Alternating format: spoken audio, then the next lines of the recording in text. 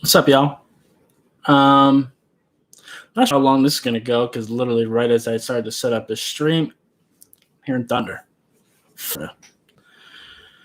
Um, so yeah, let's wait a little bit, see if anybody comes in or anything like that. Wasn't 100% planning on doing this. I was gonna do something.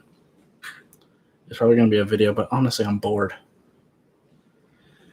Um, Wait a couple minutes, see if other people come in.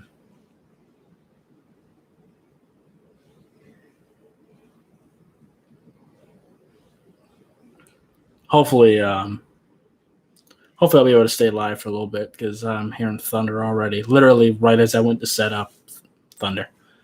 Florida, love it.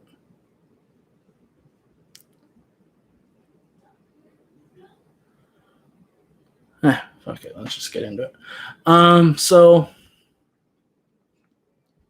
I found the news out.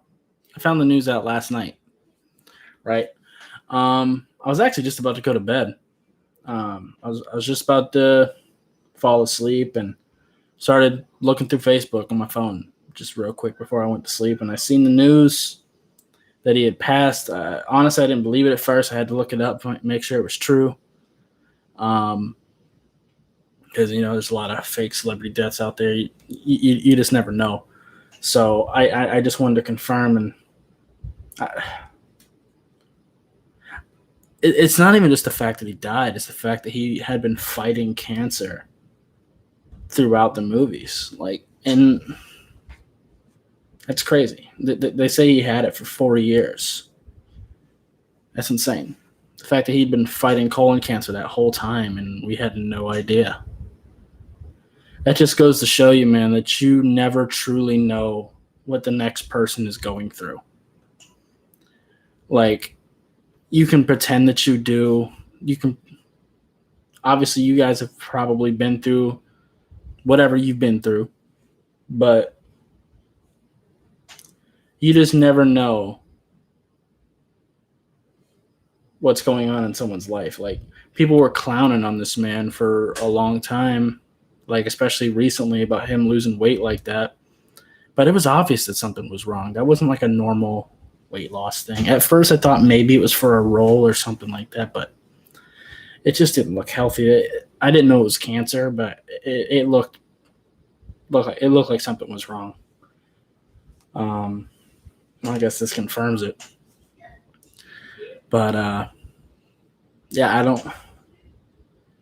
Rest in peace to him. Condolences to family, friends, everybody that is connected with him. Let alone the people he's touched, the people he's worked with, the fans that he's touched through his roles. I mean, honestly, he was the one I was hoping would have taken the reins as the leader of the Avengers in the MCU moving forward. Because, I mean, without Iron Man or Captain America, Black Panther made the most sense to me. Captain Marvel, in the comics, sure. In the movies, no. Not a big fan of her. Personality-wise, power, she's cool.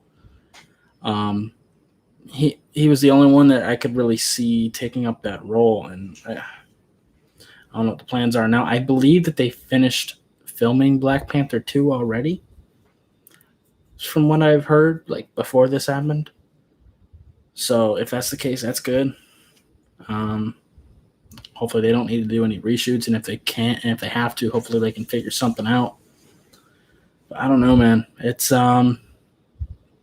just a bad situation to be in as a whole. This really sucks.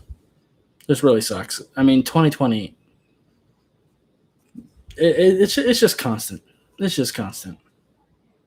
It's just one thing after another this year. Honestly, I'm not going to say that. That's what I was about to say is a little harsh.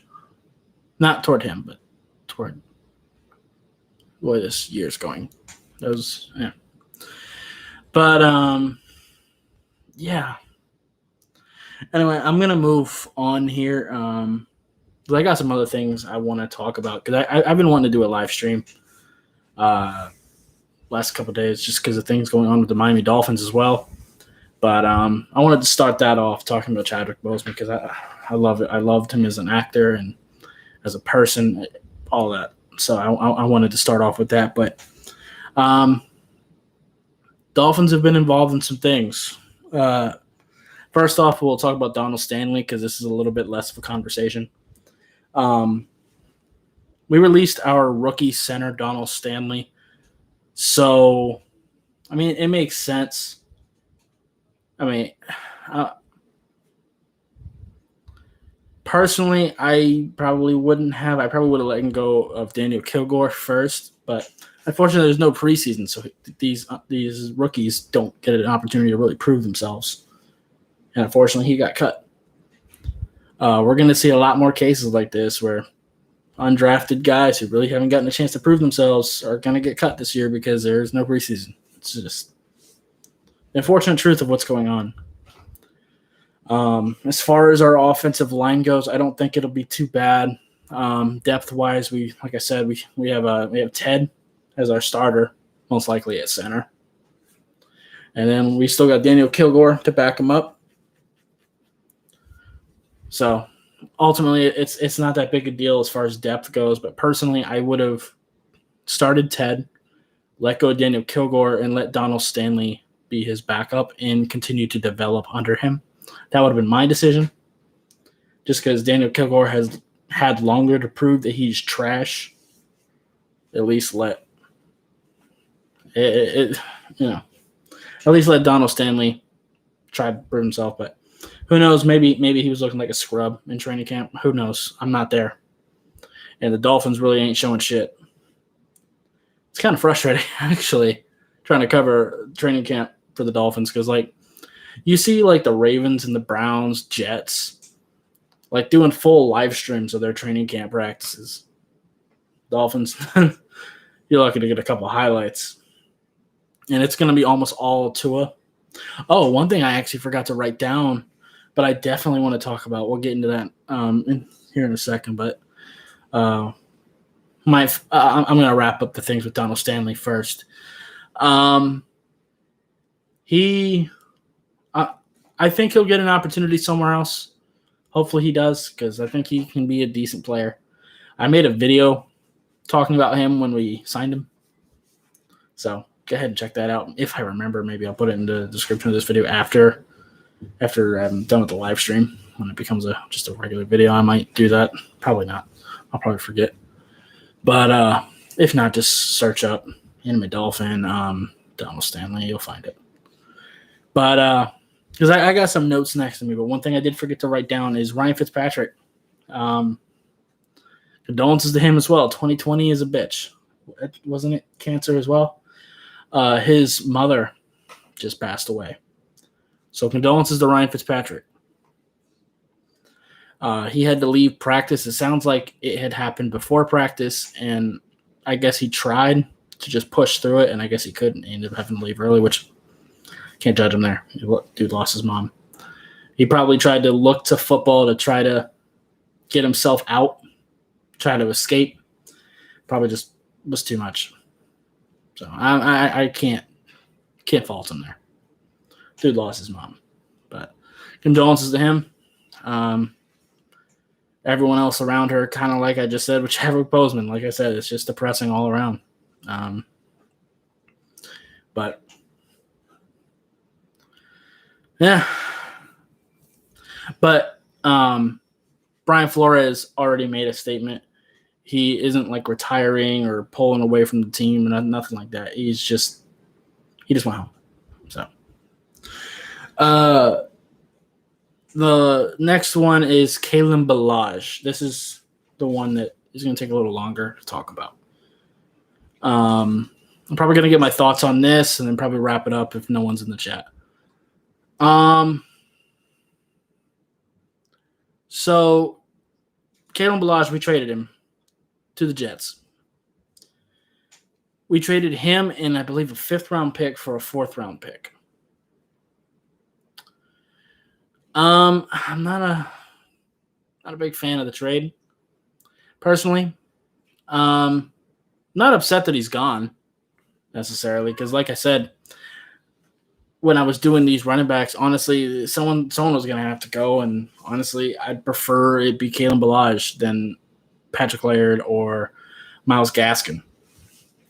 Like I said before, I don't know how many running backs we're going to keep.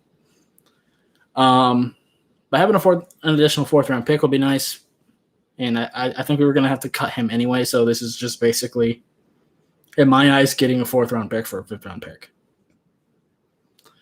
And I guess the Jets get a backup running back. I don't care. But,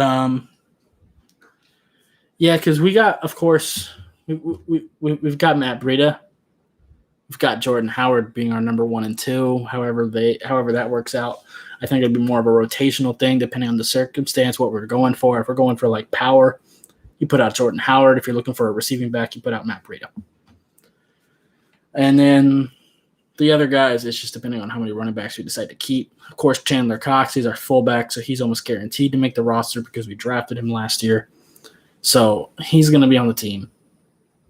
But then it just depends on how many running backs the Dolphins decide to keep. If it's 3, then it's going to be a dogfight between Laird, Gaskin, Perry, and the other guy. Forget his name. But I don't think he's going to make the roster. I didn't even make a video on him.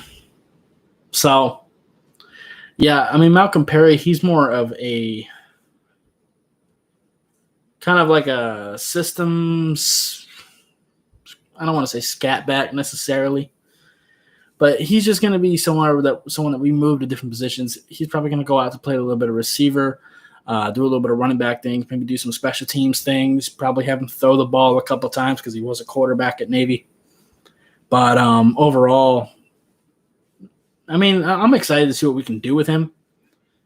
Personally, I would go Breida, Howard, Gaskin, and then Perry. Personally, I go with 4 running backs, not counting Chandler Cox, fullback. I just prefer Gaskin over Patrick Laird. I mean, Patrick Laird's cool.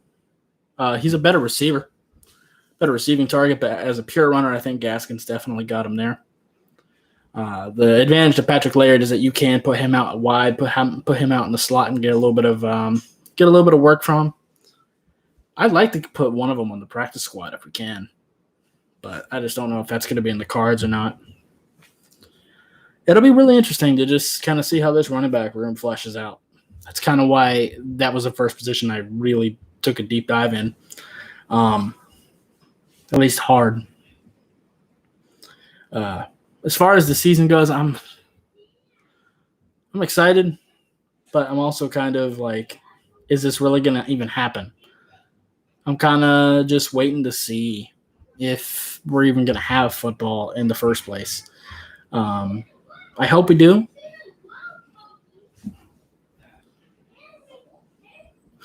Sorry about the background noise. I hope we can manage, but it's going to be tough. It's going to be really tough. I don't know how you make a distinction between the two of them, to be honest. It's tough. Like I said, Patrick Laird is a little bit more of a receiving back. Myles Gaskin, more of a traditional one-cut type back. Just depends on what they decide to do. Good advantage for Patrick Laird is he is decent on special teams as well. So, but anyway, there's no one in the chat, and I kind of talked about what I wanted to talk about, and the sky does not look good. It looks like it's about to start pouring. And my power tends to go out in thunderstorms, so I'm probably going to wrap it up before that happens. So, yeah. Anyway, I think that's pretty much going to be it.